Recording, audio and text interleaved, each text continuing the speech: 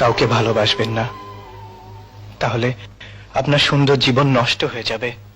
ঢালিউডের জনপ্রিয় অভিনেতা বাপ্পারাজ একসময়ে ব্যর্থ প্রেমিকের অভিনয় করে সুখ্যাতি অর্জন করেছেন। বিনোদন জগতে 3 দশকেরও বেশি সময়ের ক্যারিয়ারে অসংখ্য দর্শকপ্রিয় সিনেমা উপহার দিয়েছেন তিনি। এসবের প্রায় প্রতিটি ছবিতে তিনি ব্যর্থ প্রেমিক বা ট্র্যাজেডির নায়ক হিসেবে অভিনয় করে খ্যাতি অর্জন করেছেন। তার একক নৈপুণ্য ও দক্ষতায় তিনি সিনেমা প্রেমীদের ভালোবাসা পেয়েছেন। সিনেমা প্রেমীরা এখনও তাকে মনে রেখেছেন।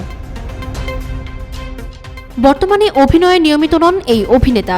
ব্যবসা ও পরিবার নিয়ে ব্যস্ততা তার উল্লেখযোগ্য সিনেমাগুলোর মধ্যে রয়েছে প্রেমের সমাধি, হারানো প্রেম, ভুলো না আমায়, বুক ভরা ভালোবাসা, ভালোবাসা কারে কয়, বাবা কেন চাকর, সন্তান যখন শত্রু, সৎ ভাই, জবাব চাই ইত্যাদি। আর সবশেষ পোড়ামন 2 সিনেমায় নায়ক সিয়ামের বড় ভাইয়ের চরিত্রে দেখা গেছে তাকে।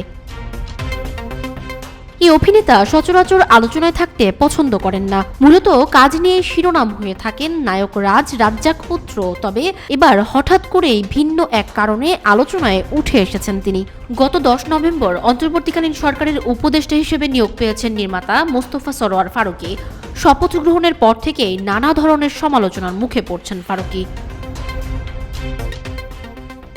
এরপরে সামাজিক মাধ্যমে ছড়িয়ে পড়ে একটি কার্ডে দেখা গেছে ঢালিউড অভিনেতা বাপ্পারাজকে ব্যর্থ প্রেম বিষয়ক উপদেষ্টা করা যেতে পারে, যা দৃষ্টি এড়ায়নি বাপ্পারাজেরও। বাপ্পারাজ সেই কার্ডটি নিজের ফেসবুক টাইমলাইনে শেয়ার করেছেন, একই সঙ্গে জানিয়েছেন নিজের অনুভূতির কথা। ফেসবুক ক্যাপশনে বাপ্পারাজ লিখেছেন, যেভাবেই হোক মানুষ আমাকে মনে রেখেছে, আজকেও মনে করে একজন শিল্পীর জীবনে এর চেয়ে বড় পুরস্কার আর কি হতে পারে। বাপ্পারাজের এই পোস্টও নজর এড়ায়নি নেটিজেনদের। তারা বাপ্পারাজের পোস্টটি শেয়ার করে লিখছেন, আপনি আমার সারা জীবনের প্রিয় নায়ক। যখন থেকে বুঝতে শিখেছি আপনাকেই মনে প্রাণে প্রিয় নায়ক হিসেবে ভালোবেসেছি।